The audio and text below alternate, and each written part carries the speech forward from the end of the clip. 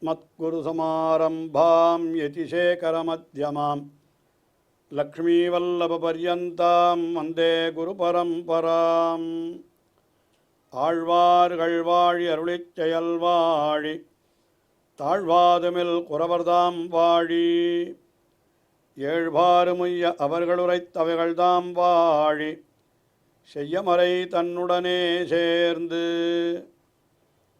அகலகில்லே நிறையுமென் அலர்மேல் மங்கை உரைமார்பா நிகரில் புகழாய் உலகம் உன்னுடையாய் என்னையாழ்வானே நிகரிலமரர் முனிக்கணங்கள் விரும்பும் திருவேங்கடத்தானே புகழொன் இல்லாவடியேன் உன்னடிக்கீழமர்ந்து புகுந்தேனே அகில புவன ஜன்மஸ்தேம பங்காதிலீலே வினத விவிதபூதவ்ராதரக்ஷைகதீக்ஷே ஸ்ருதிசிரசி விதீப்தே பிரம்மணி ஸ்ரீனிவாசே பவது மம பரஸ்மின் சேமுழி பக்திரூபா श्रीमान् वेङ्कटनाथार्यः कवितार्किककेसरी वेदान्ताचार्यवर्यो मे सन्निधत्तां सदा हृदि. வால்மீகி ஸ்ரீராமாயணம் என்று கொண்டாடப்படுகின்ற இதிகாச சிரேஷ்டம்.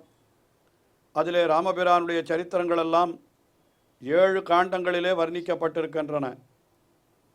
அந்த 7 காண்டங்களிலேயும் உள்ள முக்கியமான நிகழ்ச்சிகளையெல்லாம் வேதாந்த தேசிகன் ஸ்ரீ மகாவீர வைபவம் என்கிற இந்த ஸ்தோத்திரத்திலே அருளி செய்கிறார். மகாவீர வைபவம் என்பது அதனுடைய பெயராயிருந்தாலும் அது ரகுவீர கத்தியம் என்ற பெயரிலே தான் பிரசித்தமாக விளங்குகிறது. இது கத்தியம், அதாவது உரைநடையிலே அமைந்த ஒரு நூல். இது வேதாந்த தேசிகன் அருளி செய்த மற்ற ஸ்தோத்திரங்கள் அனைத்தும் அது செய்யுள் நடையிலே, அதாவது ஸ்லோக ரூபமாக அமைந்திருக்கின்றன. இது ஒன்று மட்டும் உரைநடையிலே அமைந்திருக்கிறது. ஏற்கனவே அடியேன் தெரிவித்திருக்கிறேன், உரைநடையிலே அமைந்த ஸ்தோத்திரங்கள் என்பவை மிக மிக குறைவு. நம்முடைய சம்பிரதாயத்திலேயே மிக குறைவு. இதற்கு முன்னாலே ஸ்ரீ ராமானுஜர் அவர் சரணாகதி கத்தியம், ஸ்ரீரங்க கத்தியம், ஸ்ரீ வைகுண்ட கத்தியம் என்று 3 கத்தியங்களை ஸ்தோத்திரங்களாக அருளி செய்தார். அடுத்தபடியாக இப்பொழுது நாம் வேதாந்த தேசிகனுடைய கிரந்தத்தை தான் பார்க்கிறோம். இதிலே ராமாயணத்தில் உள்ள முக்கியமான நிகழ்ச்சிகளெல்லாம் சொல்லப்படுகின்றன என்று பார்த்து வருகிறோம். அதிலே பாலகாண்ட நிகழ்ச்சிகளை சொல்லி முடித்த பிற்பாடு அயோத்தியா காண்ட நிகழ்ச்சிகள், அதிலே சில முக்கியமான விஷயத்தை தெரிவிக்கிறார். அதிலே இப்பொழுது நாம் பார்க்க போவது பாதுகா பட்டாபிஷேகம் என்கிற விஷயம். அது அதாவது ராமபிரான் வனத்திற்கு எழுந்தருளி விடுகிறான் தகப்பனாருடைய கட்டளையை ஏற்று. அதற்கு பிறகு கேகய தேசத்திலிருந்து திரும்பி வந்த பரதன் இந்த விஷயங்களையெல்லாம் கேள்விப்படுகிறான். அடடா, இப்படியெல்லாம் ஆகிவிட்டதே என்று என்ன செய்கிறான், எப்படியாவது ராமபிரானை மறுபடியும் அயோத்தியைக்கு திருப்பி அழைத்து கொண்டு வந்து விட வேண்டும் என்று அவன் என்ன பண்ணுகிறான், எல்லாரோடும், அதாவது தன்னுடைய மாதாக்களோடும் அங்கே இருக்கக்கூடிய முனிவர்களோடும் இன்னும் சைன்யங்களோடும் குடிமக்களோடும் எல்லாரையும் அழைத்து கொண்டு ராமபிரான் எங்கே இருக்கிறான் என்று கேட்டுக்கொண்டு அவர் சித்திரக்கூட்டத்தில் இருக்கிறார் என்று தெரிந்து கொண்டு அங்கே வருகிறான். வந்து ராமபிரானிடத்தில் சரணாகதி பண்ணி, எப்படியாவது நீர் அயோத்திக்கு திரும்பி வந்துதான் தீர வேண்டும், ராஜ்யத்தை நீர்தான் ஆள வேண்டும், மூத்தவரான தேவரீர் இருக்கிற பொழுது இளையவனான அடியேன் ஆளுவது என்பது சிறிதும் தகாது, என்னுடைய தாயார் ஏதோ தெரியாமல் கேட்டுவிட்டார் வரத்தை, அதை நீர் பொருட்படுத்த வேண்டாம் என்றெல்லாம் சொல்லி எவ்வளவோ மன்றாடுகிறான். ஆனால் ராமபிரான் என்ன சொல்லுகிறார், தகப்பனார் எனக்கு 14 ஆண்டு வனவாசம் என்று நியமித்து விட்டபடியினாலே அந்த 14 ஆண்டுகளை முடிக்காமல் நான் மறுபடியும் அயோத்தியைக்கு திரும்ப மாட்டேன் என்று மிக மிக உறுதியாக இருக்கிறார். சரி, அப்பொழுது என்ன செய்வது? அப்பொழுது பரதன் நான் ராஜ்யத்தை ஆள மாட்டேன் என்று சொல்லுகிறான். அப்பொழுதுதான் ராமபிரான் தன்னுடைய பாதுகைகளை தனக்கு பிரதிநிதியாக கொடுத்து, இந்த பாதுகைகளை நீ வைத்து ராஜ்யத்தை அதாவது எனக்கு பிரதிநிதியாக இந்த பாதுகைகளை கொண்டு நீ ராஜ்யத்தை நீ ஆளுவாயாக என்று அவனுக்கு நியமிக்கிறார். அதன்படியே அவன் அந்த பாதுகையை பெற்றுக்கொண்டு போய் அத்தை அபிஷேகம் செய்து, அதாவது சிம்மாசனத்தில் அமர்த்தி வைத்து, இவன் நித்தியம் ராஜ்யத்தை ஆளுகிற பொழுது அன்றன்றைக்கு என்னென்ன நடந்தது, வரவு செலவு எல்லாவற்றையும் அந்த பாதுகை முன்னாலே விண்ணப்பிப்பானான். என்ன செலவழிக்க வேண்டும் என்றோ அது பாதுகை முன்னாலே தான் அனுமதி கேட்பானாம். அப்படி வைத்து அந்த பாதுகை தான் 14 ஆண்டுகள் ராஜ்யத்தை ஆண்டன. அந்த அதற்கு ஒரு கருவியாக கூட பரதாழ்வான் இருந்தான் என்று சொல்லும்படியாக அப்படிப்பட்ட ஒரு ஏற்பாடு அது வால்மீகி ராமாயணத்தில் தெரிவிக்கப்படுகிறது. அந்த நிகழ்ச்சியை ஒரு வாக்கியத்திலே மிக அழகாக காட்டுகிறார் வேதாந்த தேசிகன். இது 25வது வாக்கியமாக பார்க்கப்படுகிறது.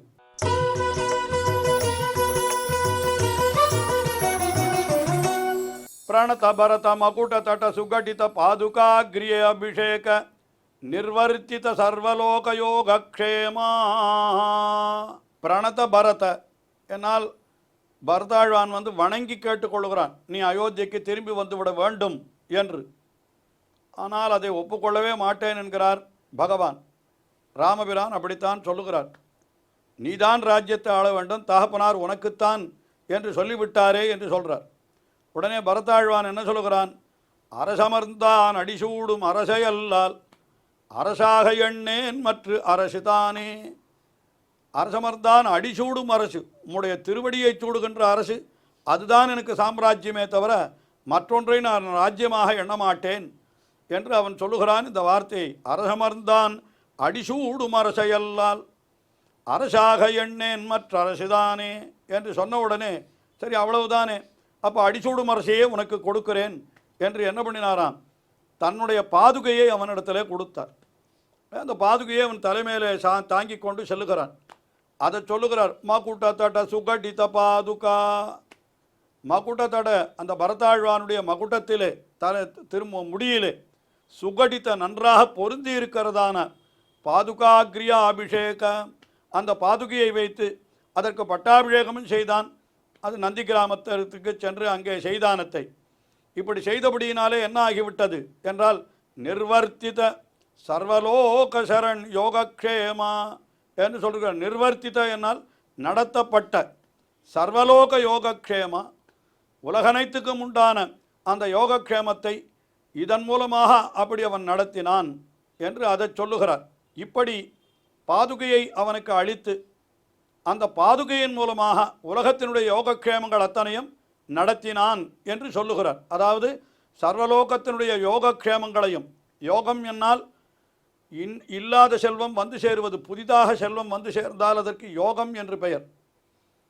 க்ஷேமம் என்றால் என்னன்னா, ஏற்கனவே இருக்கிற செல்வம் பாதுகாப்பாக இவனை விட்டு நீங்காமல் இருக்கும்படி செய்தால் அதற்கு க்ஷேமம் என்று பெயர் என்று இதெல்லாம் வேறு இடங்களிலே வியாக்கியானங்களிலே காட்டியிருக்கிறார்கள். அதனால் உலகத்தில் இருப்பவர்கள் அத்தனை பேருக்கும் புதிய நன்மைகளும் ஏற்பட வேண்டும், ஏற்கனவே இருக்கிற நன்மைகளும் காப்பாற்றப்பட வேண்டும். அதெல்லாம் எம்பெருமான் எத்தாலே பண்ணினான்னு கேட்டால் இந்த பாதுகையினாலேயே பண்ணினான் என்று அதைத்தான் சொல்லுகிறார். பிரணத பரத மகுட தட சுகடித பாதுகாகிரியாபிஷேக நிர்வர்த்தித சர்வலோக யோகக்ஷேமா, சர்வலோகத்தினுடைய யோகக்ஷேமங்களையும் இந்த பாதுகையினாலே நடத்தி அருளினவனே. அது பரதாழ்வானுடைய திருமுடிக்கு பொருந்தி இருக்கும்படியான பாதுகை என்ன அப்படி சொல்கிறார். அதற்கு பிறகு அடுத்த நிகழ்ச்சியாக காகாசுர விற்த்தாந்தம் என்ற விற்த்தாந்தத்தை சொல்லுகிறார். ஆனால் இது உண்மையாக பார்த்தால் இது வால்மீகி ராமாயணத்திலே சுந்தர காண்டத்திலே தான் வருகிறது. என்ன காரணம், இது உண்மையிலே இது நடந்த இடம் எதுன்னு கேட்டால் சித்திரக்கூட்டத்திலே என்கிறபடியினாலே இது அயோத்தியா காண்டத்திலேயே வரவேண்டிய நிகழ்ச்சி தான். ஆனால் அயோத்தியா காண்டத்தில் அது நடந்த பொழுது நடந்த நிகழ்ச்சியை வால்மீகி அங்கே சொல்லவில்லை. பின் எங்கே சொல்லுகிறார் என்றால், சுந்தர காண்டத்திலே சீதா பிராட்டி ஹனுமனிடத்திலே அடையாளம் சொல்லுகிற பொழுது சித்திரக்கூட்டத்திலே நாங்கள் தங்கியிருந்த பொழுது இப்படி நடந்தது என்று சொன்னதாக அது இந்த நிகழ்ச்சி வால்மீகி ராமாயணத்தில் சுந்தர காண்டத்தில் தான் இடம் பெற்றிருக்கிறது. ஆனால் இது நடந்த இடம் சித்திரக்கூட்டமாகையினாலே அதை அயோத்தியா காண்ட நிகழ்ச்சிகளிலேயே சேர்த்து விடுகிறார் வேதாந்த தேசிகன். அதாவது பிராட்டி ஜெயந்தனுடைய பிள்ளையான இந்திரன் அவன் காகத்தினுடைய வடிவெடுத்து கொண்டு வருகிறான். அவன் மாம்சத்தில் ஆசை கொண்டவனாக பிராட்டினுடைய திருமார்பை தீண்டி அங்கிருந்து ரத்தம் பிரவகிக்கும்படி செய்து விடுகிறான். ராமபிரான் இதை அறிந்தவுடனே கோபம் கொண்டு அவன் மீது பிரம்மாஸ்திரத்தை பிரயோகம் பண்ணுகிறார். அந்த பிரம்மாஸ்திரத்திலிருந்து யாராலும் அவனை காப்பாற்ற முடியவில்லை, எல்லாரும் அந்த பிரம்மாஸ்திரத்திற்கு பயப்பட்டார்கள் என்று அந்த ஒரு விஷயத்தை இங்கே அருளி செய்கிறார் வேதாந்த தேசிகன் 26வது வாக்கியத்திலே.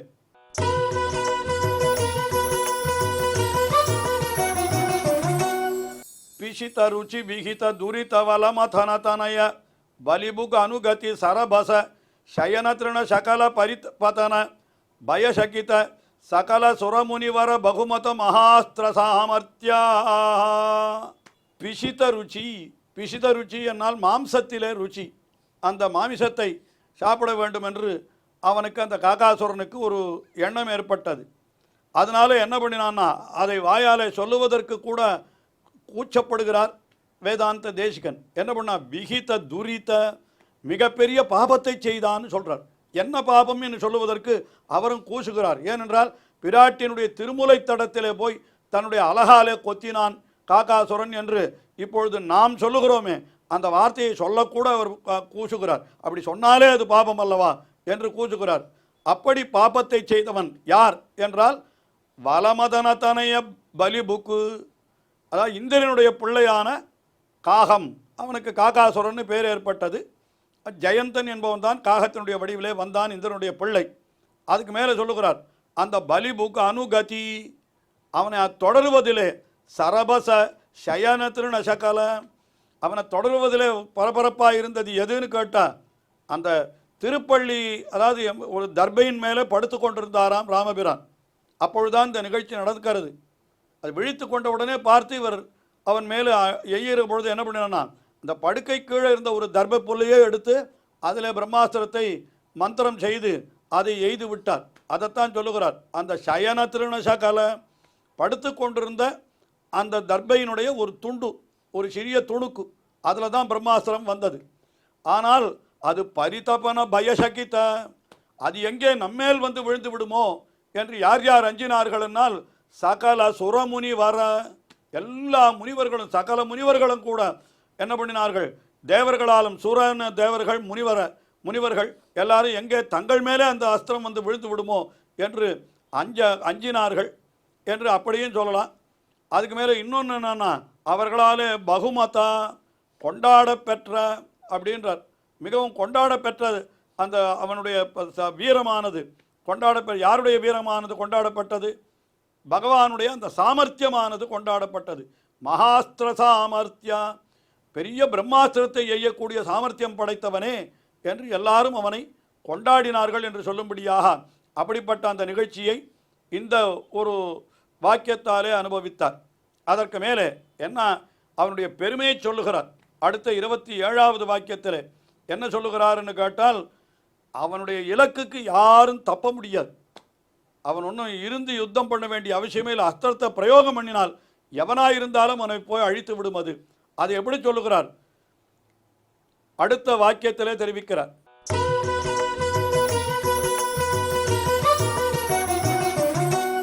துருகிணஹர வலமதன துராரக்ஷ சரலக்ஷா, அதாவது துருகிணன் என்னால் பிரம்மா, ஹரன் என்னால் சிவன், வலமதனன் என்னால் இந்திரன், சப்ரம்மா சசிவ சேந்திரஹா என்று உபனிஷத்தும் சொல்லுகிறதோ இல்லையோ, அவன் 3 பேரையும் எடுத்தார் இந்த இடத்துல.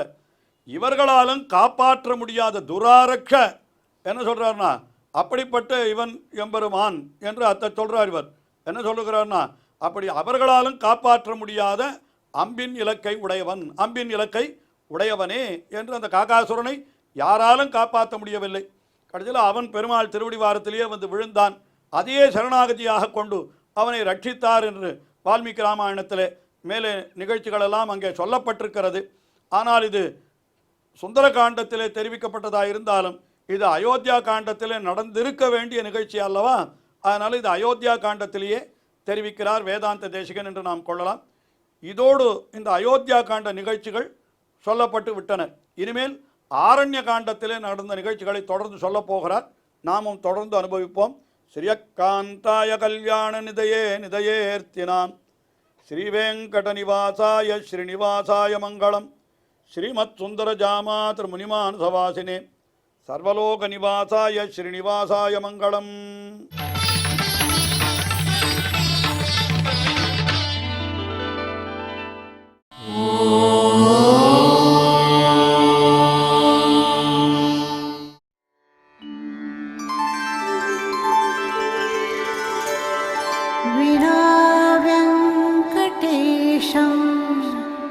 ननाथो ननाथः सदा वेङ्कटेशं स्मरामि स्मरामि।